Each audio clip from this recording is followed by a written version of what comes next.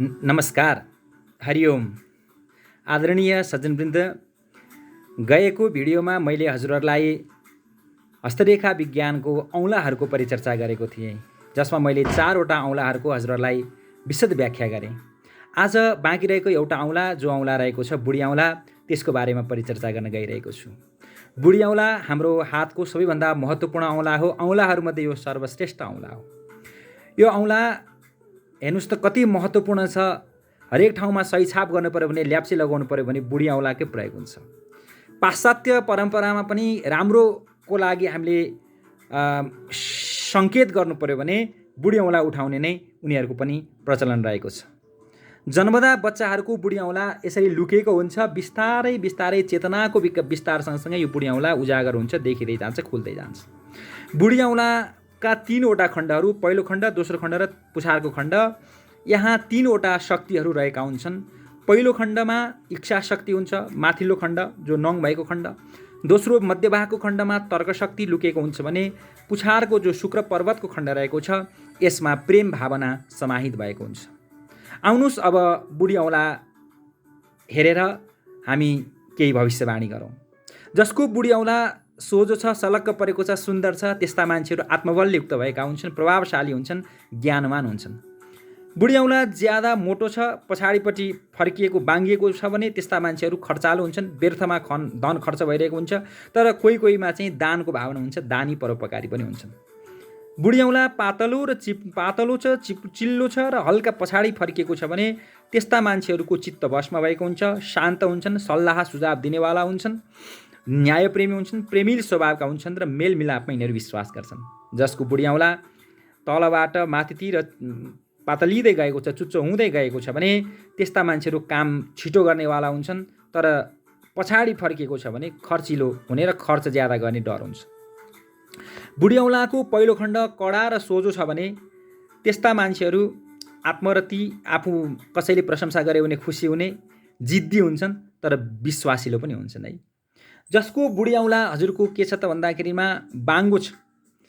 के त भन्दाखेरिमा पहिलो खण्ड यस्तो पछाडि ज्यादा बाङ्गो भनौँ होइन, बाङ्गो छ, तर पछाडि बाङ्गो होइन, अगाडितिर चाहिँ कोप्रे परेको बाङ्गो छ भने त्यस्ता मान्छेहरू चाहिँ के छन् त भन्दाखेरिमा लोभी हुने, सङ्कुचित विचारधाराका हुने, अनि त्यहाँबाट चाहिँ नि शङ्कालु र अविश्वासी हुने है।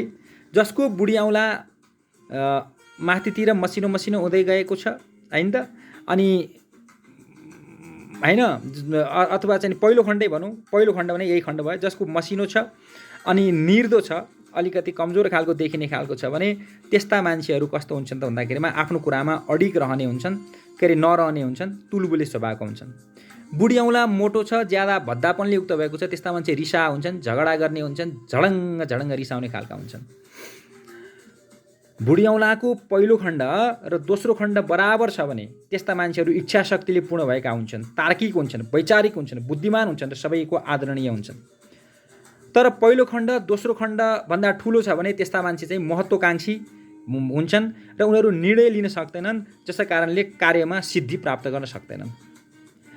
जसको बुढी औँलाको दोस्रो खण्ड भद्दा छ भने त्यस्ता मान्छे उत्तम विचारवाला भए पनि असफल हुन्छन्, तर दोस्रो खण्ड राम्रो छ, त्यस्ता मान्छे कूटनीतिज्ञ हुन्छन्, तर धोकेबाज हुने सम्भावना पनि हुन्छ।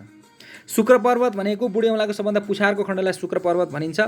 शुक्र पर्वत प्रेमको स्थान हो। यो सफा छ, लामो छ र चटक्क परेको छ भने पवित्र विचारवाला हुने, प्रेमिल हुने र चाहिँ नि के आत्मचिन्तक पनि हुन्छ। त्यो शुक्र पर्वत भद्दापन छ, किरमिरे ज्यादा छ, होइन, नराम्रो छ, अथवा चाहिँ नसफा छ भने त्यस्ता मान्छे प्रतिशोध लिने खालका हुन्छन्।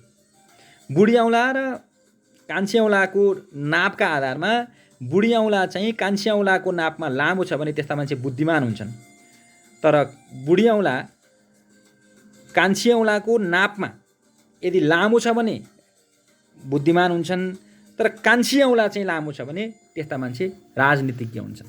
यस्तो तरिकाले बताइएको छ। अब आउनुहोस् म हजुरहरूलाई सम्पूर्ण औँलाको सम्बन्धको बारेमा पनि चर्चा गर्छु। अस्ति मैले अरू औँलाको लक्षण बताएँ, अब सम्बन्ध। अब चोरी औँला माझी औँला भन्दा लामो भए, चोरी औँला त माझी औँला भन्दा लामो हुने सम्भावना कम नै हुन्छ।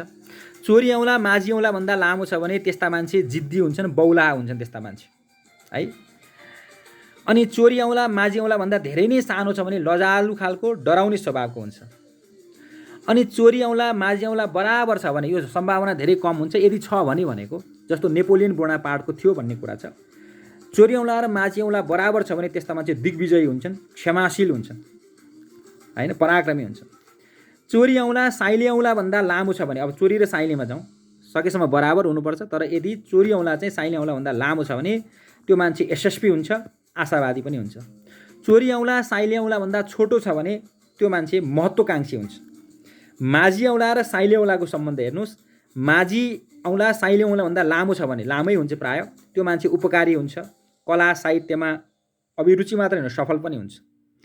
माझी औँला साइले औँला भन्दा, अब माझी औँला साइले औँला समान छ भने यो कमै हुन्छ, माझी औँला साइले औँला समान हुने सम्भावना कम हुन्छ, भयो भने त्यो मान्छे जुवाडे हुन्छ।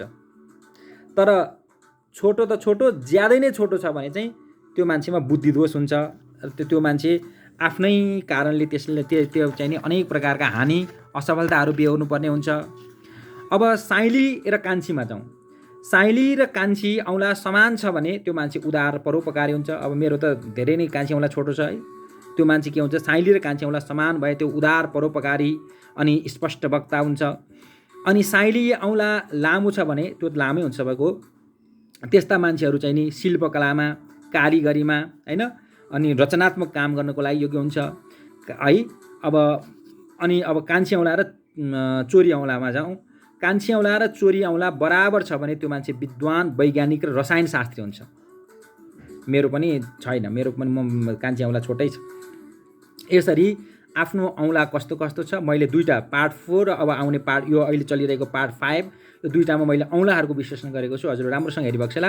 अब पार्ट 6 मा मैले नङहरू, हाम्रा यी चाहिँ नि 10 वटा नङहरू छ, नङहरूको परिचर्चा गर्छु। पहिला म परिचय दिन्छु, त्यसपछि अनि रेखाहरूको चर्चा अनि गर्दै जान्छु। हजुरहरू एक एक गरिकन हेरेर यो भिडियोलाई सेयर गर, लाइक, कमेन्ट र सेयरहरू पनि गरेर ज्यादाभन्दा ज्यादा यसलाई चाहिँ प्रचार गरिदिनु होला। सबैले हेरेर यसको लाभ उठाउन सक्नुहोस्। हरिओम, नमो नारायण।